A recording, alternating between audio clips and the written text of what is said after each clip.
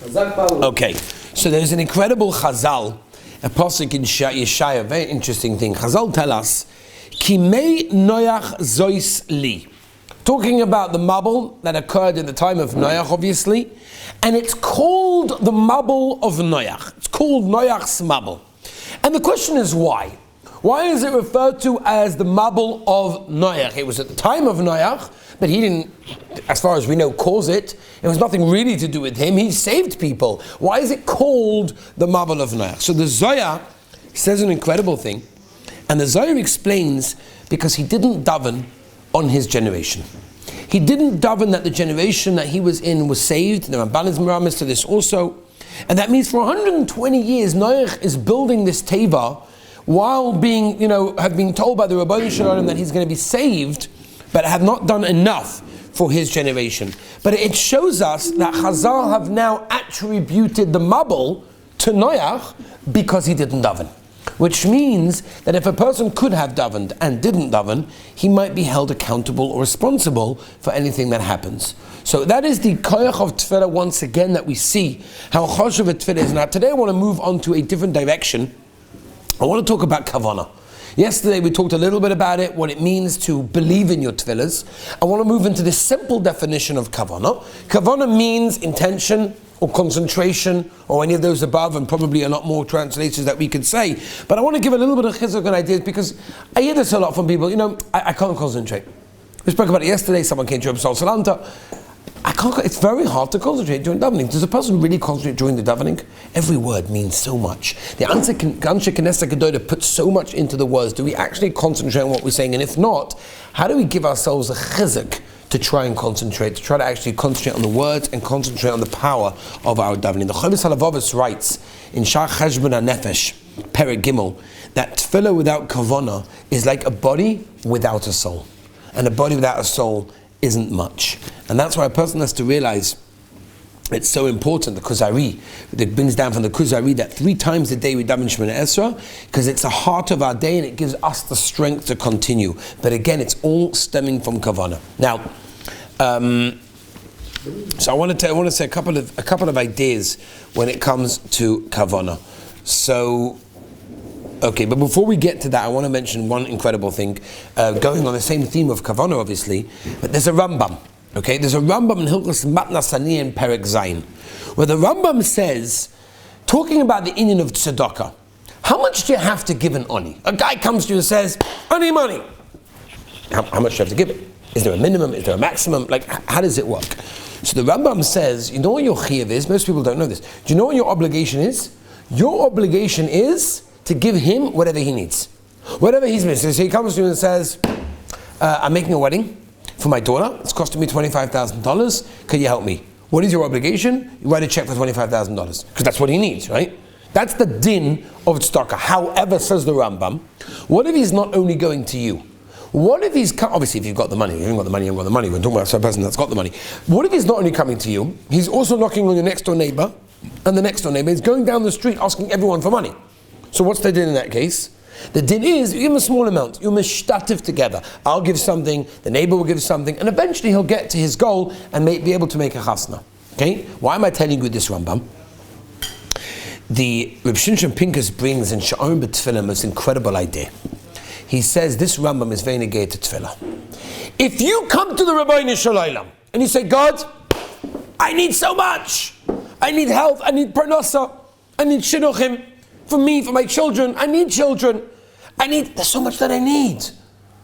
But don't worry, I'm going to the doctor to ask him also, and I'm going to do this, and I'm also going to make, my boss is also going to... You're asking the Rebbeinu Shalom for his share in what you need, but you're also relying on your boss, and you're also relying on the doctor, and you're also relying on this one, that one, the other one. So then the Rambam applies that Hashem will be mishtatif in your cause, and will give you something small. Just like the Rambam says by Aniyim. But if you come to the Rabbeinu Shalom and say, Rabbeinu Shalom, there's no one else that can help me. It's only you. There's nobody else that can help me. I'm relying totally on the Rabbeinu Shalom. Then Rabbeinu Shalom says, just like the Rambam that we learned said, that if a guy comes to you and says, I've got no one else to turn to. I'm making a wedding. There's no one else that can help me. Could you help me? Without you, I cannot make the wedding. Can you imagine if you've got money in your bank account, like you've got a nice amount of money, and someone comes to you and says, I'm trying to make a wedding. I need $5,000. Without $5,000, I can't make the wedding. I think most people have compassion to write $5,000 check because he's only coming to me. He's got no one else to rely on. He doesn't know anybody else. Nobody else has money. He's stuck. Of course I'm going to give it to him. The Rebbeinu Shalom says the same thing. The Rebbeinu Shalom says that if you come to the Rebbeinu Shalom and you say to Rebbeinu Shalom, there is only you. There is nobody else that can help me. I'm totally dependent and relying on you. The Rebbeinu Shalom says, I'm going to give it to you. But if you come to the Rebbeinu Shalom and you say, I have a doctor, I have a boss, I have a brother-in-law, I have a whole bunch of people. Also, I'm coming to you. So I said, sure, no problem. I'll give you his $100. That's the problem. And that's what a person has to realize. Tefillah can affect so much if a person has kavanah, if a person understands what he's saying, and he understands who he's talking to. And that's why it's so important for a person to have kavanah. Okay? Now, I'll tell you like this. The Rabbi Yosef Kairoi writes in the Shulchan Aruch. Now he brings a Gemara in the 5th parak, the first Mishnah. The Rabbi Yosef Kairoi in the Beis Yosef and Hilchos Tefillah brings this down in Siman Sadi Ches, and he brings down the Gemara. And the Gemara says like this. The Gemara says that in the olden days, Hasidim HaRishonim, right, the original Hasidim, would actually spend an hour of preparation before davening, and then afterwards as well, whatever it was. Right? Now it's very nice. Thank you, Beis Yosef, for telling me this. But the question everybody asks is, why is the Beis Yosef telling us a random Gemara? It's not a halacha. The Beis Yosef is a halachic sefer. It's writing halacha. So why is he telling me that the Hasidim HaRishonim would do, meditation? They would do, all sorts of things to get them into the mood of davening, whatever it is. So the answer they bring is, Rabbi Yosef Kairoi isn't just telling us a story. He's telling us, how does a person get to real tefillah? The Yetzer Hara will come along and distract you with this idea, and distract you with this situation, and with this thought, and with this picture. But a person has to realize the only real way for a person having kavanah is to have preparation. Right? Preparation is similar to what we said last time, and that is you're walking into the Beis HaKnesses, into the Beis HaMedrash. You're opening a siddur. You have an audience with the Melech Malchei Hamlochim. You're talking to the Rebbeinu Shalom, who loves you, who cares about you, who created you, who wants the best for you, who has everything at his disposal. He only thinks about you. Can you imagine? And you're talking to him. And yet you have these people, I don't know if you ever saw this, because there's a halach in Shulchan Aruch. Most people are not familiar with this, unfortunately. It's a Shulchan Aruch in the beginning of a Siman Kuf base, Sikotten base. Shulchan Aruch brings down that you're not allowed to walk in front of someone who's davening Shemona Esrei. Right? There's a halacha that when you take 3 steps back, you can look back, and if there's someone within Daladamas, you shouldn't take 3 steps back. Why? Because you'd be mavatal is kavanah, whatever it may be. We're not going into the halacha right now. Maybe we'll talk about it, but that's what it is. I don't know if you've ever noticed this, but sometimes you'll look back to see if the guy's, where's he holding? Like, hold on a minute. Oh, he's finished. So you take your 3 steps back, you look back again, you're like, and the guy's, what? What happened? I don't understand. Where were you? A few minutes ago you were, but then all of a sudden, bang, you're in it. That's a problem. It's a big problem. You need hachana. Hachana means you don't have to spend an hour. You know what hachana means? Hachana means spend 30 seconds.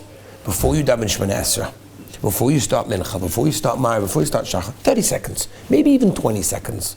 And just think, who am I talking to?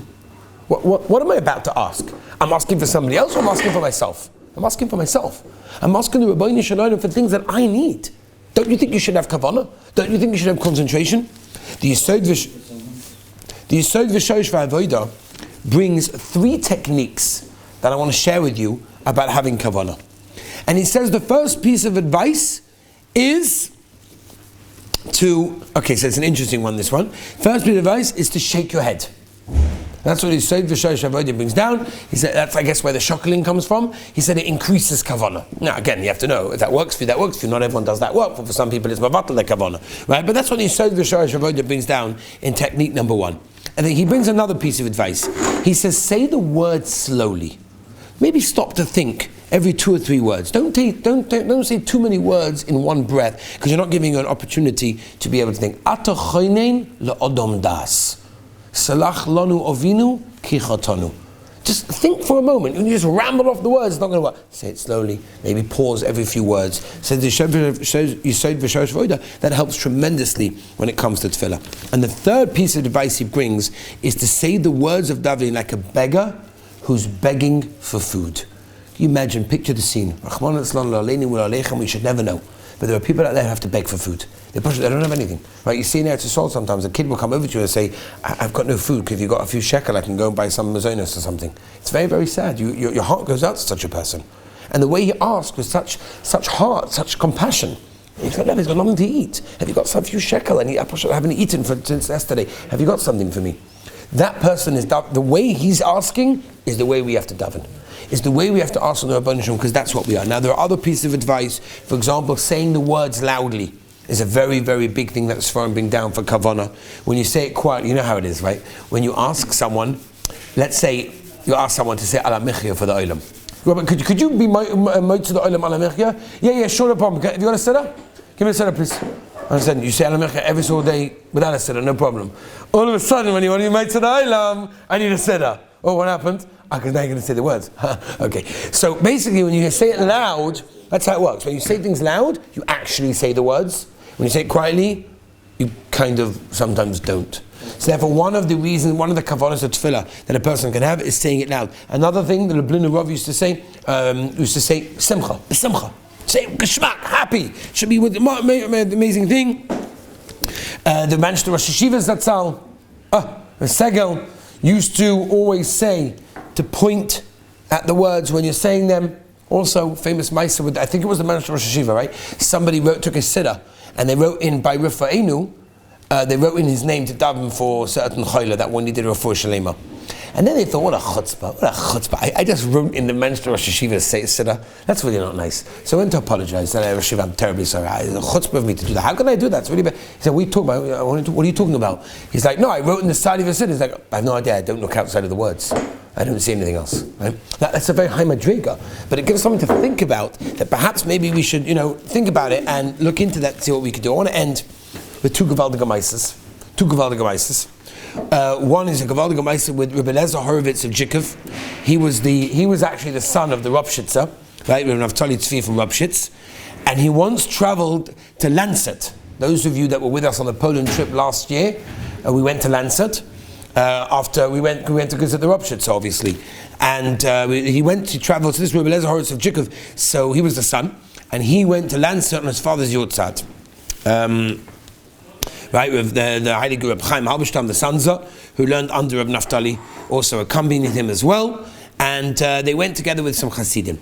Now, after davening at the Tzaddik, the Ropshitzer's Keva, they remained overnight at one of the nearby inns. The next morning, they were davening Shachris. A fire broke out in the inn, and it quickly was spreading because everything in those days was made of wood, so the fire started to spread. The people in the minyan, it was in the middle of davening, they just ran out the nearest exit wherever they could, right? And they realized, the sons of Ruv, the Heilige Reb Chaim, who came with them to daven by the Ropshitzer, was nowhere to be found. He was still in his room. They didn't know what to do, right? He was obviously in the middle of Shemona Esrei. So the Hasidim wanted to try and get the Rebbe to come out, right? But they didn't let him. They said that, don't worry, if he's davening, no fire will have any harm on him whatsoever. When he finished davening, Reb Chaim calmly walked out of the room, unaware of anything that was happening around him, and he said, what's going on? What's all the noise all about over here? Oh, there was a fire in the inn.